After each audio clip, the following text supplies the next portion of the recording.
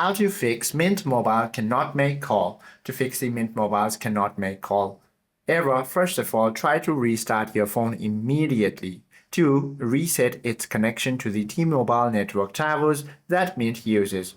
And what you can also do is swipe downwards from the top of your screen and open this quick panel and enable the airplane mode for almost 10 seconds and then turn it off to force a clean hardware level reconnection to the nearest cell tower. And also make sure to turn off the do not disturb from your device. Once you turn off this feature, you simply have to now make sure to update network and SIM settings. Go ahead and open your device's setting application, head to the networks and internet or connections tab. Now head to mobile networks.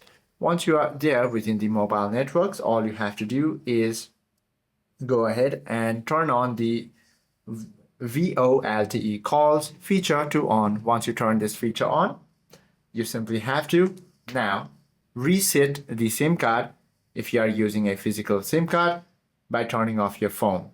Once you do this, your problem should be fixed.